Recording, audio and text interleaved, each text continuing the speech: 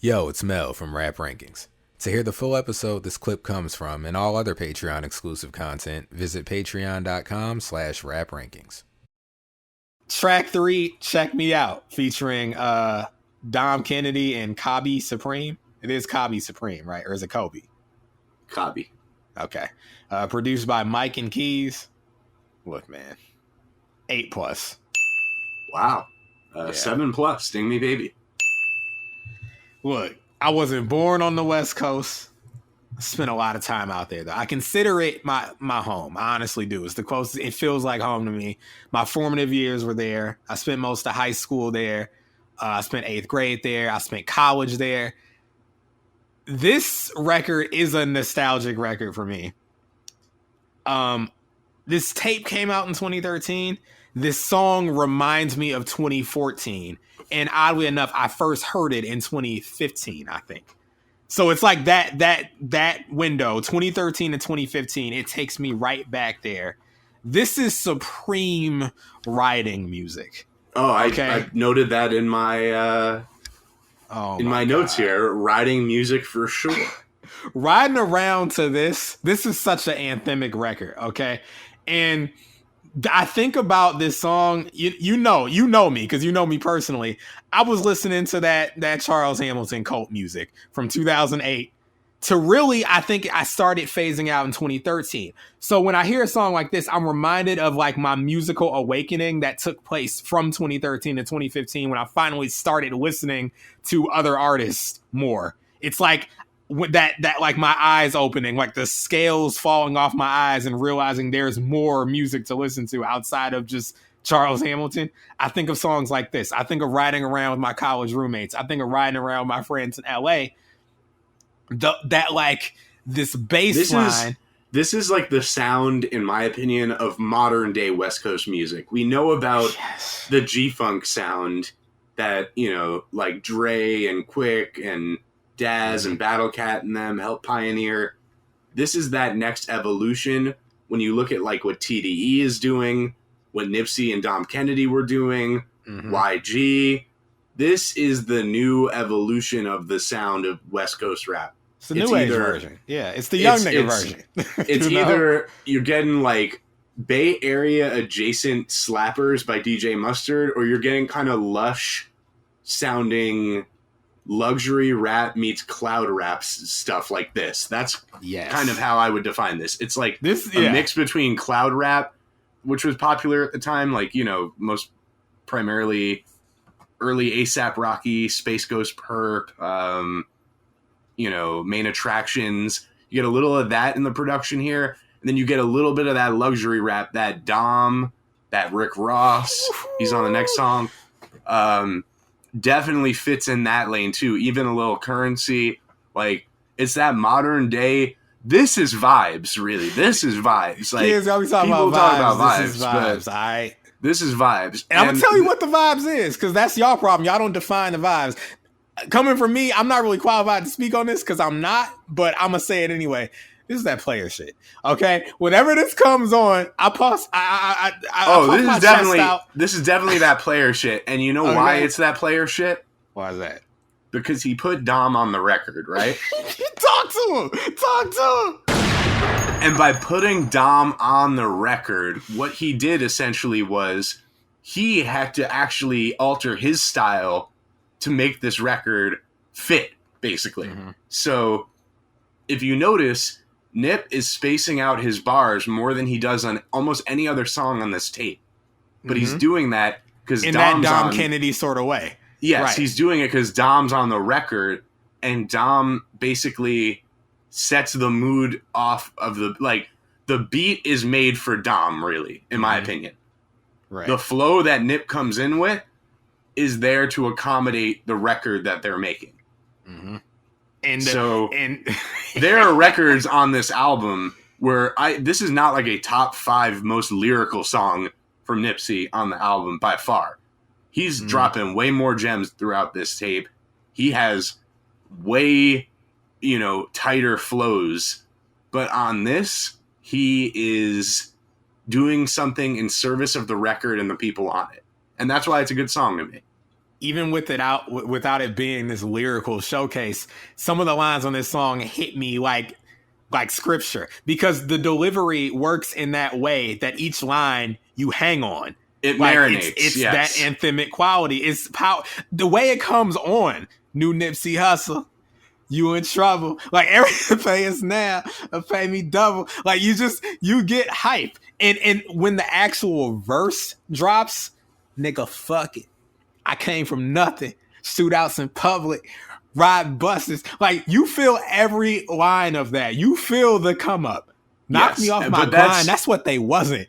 That's a testament to his delivery. And as we were saying earlier, it's the conviction that he has that separates him from a lot of the other people who kind of popped up around him around the same time, a little bit after, where it's like, okay, kind of is just like boilerplate sort of West Coast. What's different about it? Yeah. You know, to me, Dom is like that player talk that people come to, and Nip is that motivational talk. I mean, not to marginalize Kabi Supreme, but the best part of his entire verse is the beginning. He's meeting potatoes other than him mispronouncing Balenciagas. Don't get me wrong. Kabi Supreme delivers an absolutely awful performance later on. But on here, I thought he was good. He was flowing a bit, but that's not what this record needs, flowing. Mm-hmm. Like, you need to sit back and just ride to it.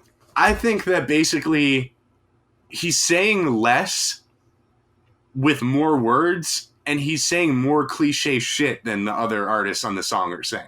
Meat and potatoes. So, yeah, very meat and potatoes. He does not take me out of the song, but I didn't need him on here. That's basically my thoughts. And also, as far as the refrain on here, it's simple, but I would prefer it to the look at my refrain on the last song. Again, I think he did more with less here.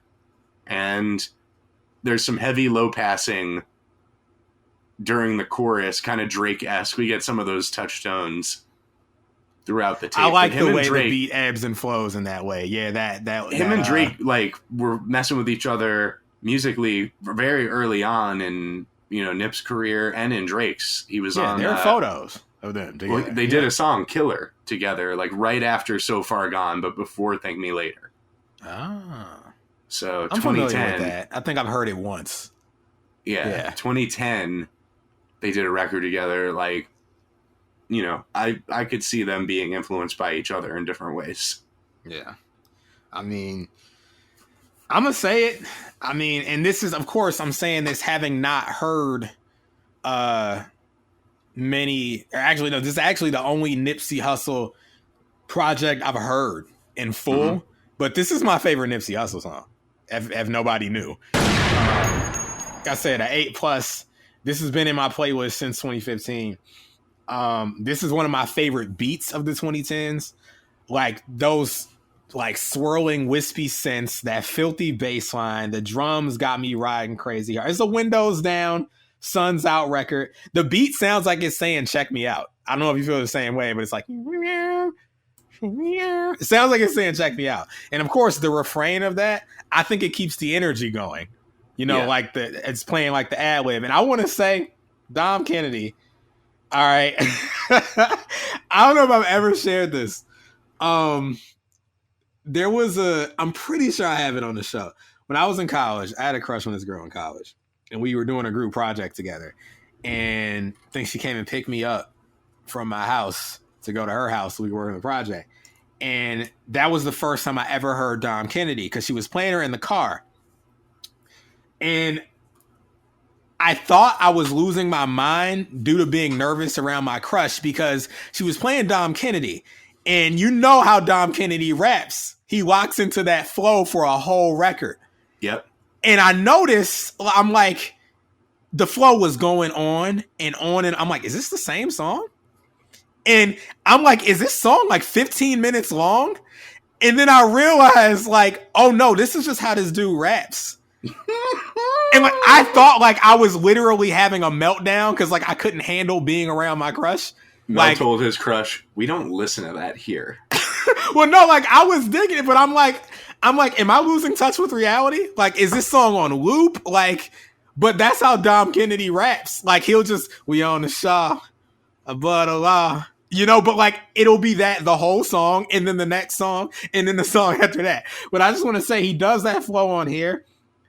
Those lines pop in my head randomly. Like, I don't know how you feel, but this is one of like my rap moments of the 2010s. We on the Shaw, above the law. Whenever he says that, for that split second, I feel like life is okay. I feel like I'm above the law. We on the Shaw. I'm sagging my pants. It's that lifestyle music that he specializes in. Right. This is how we ball. Him and like Curran are the 1A, 1B in the lifestyle category, you know? There you go. It's that lifestyle rap. It's the player rap. Dom is a guy that, he locks into one flow. He's never the best part of a song for me, but beat dependent. If he's got a dope beat underneath him, I don't mind the simplicity. Right. When Dom Kennedy fully executes his style, it's some great shit. It's some jiggy shit. Okay. Saying nothing, now quote unquote nothing, in the right way can go a long way. Okay. You know, and I feel like, Kabi's an afterthought, but Nip, Dom, and this beat was on some big three shit. They were running a 3-man weave. This is Tim Duncan, Tony Parker, Manu Ginobili shit. This is Steph Curry, Klay Thompson, Draymond Green. This is like, that's why it's an 8+. Those three things, the beat, Nip, and Dom, come together to give me one of my favorite songs of the 2010s. This comes on in the car, and for that, however long this record is, I think that I can still succeed in life, and I'm not done. I'm not cooked. Okay, so that means a lot. that you need songs like that in your toolkit, you know. So, only other thing I had to say is I rapped on this once. In 2015, I was gonna do this mixtape called the hardest mixtape of 2016. Never completed it, and it wouldn't have been the hardest mixtape of 2016. But I rapped on this. I was gonna play it because it was once good to me, but it's no longer good to me, and we only play the bad stuff we did from our time as musicians. But they don't need to hear that. Okay. Okay. They don't need to hear it. I certainly don't. Nobody needs to hear me do Powerpuff Girls references. Oh, do a Sean Connery accent. Like, we're good on that. But yeah, that's how much I just say that to say I like the beat so much I rapped on it, you know. So there you go. Check me out. It's a new West Coast classic as far as I'm concerned. All right. It was actually final note, because it just popped in my head when I got the unfortunate news that Nip was slain. This was the first record I played of his. I think that day I had to go to work. This was the first record I went to, you know? So yeah. We can move on if you're ready. I'm always ready. All right. Yo, it's Mel from Rap Rankings. To hear the full episode this clip comes from and all other Patreon exclusive content, visit patreon.com/raprankings.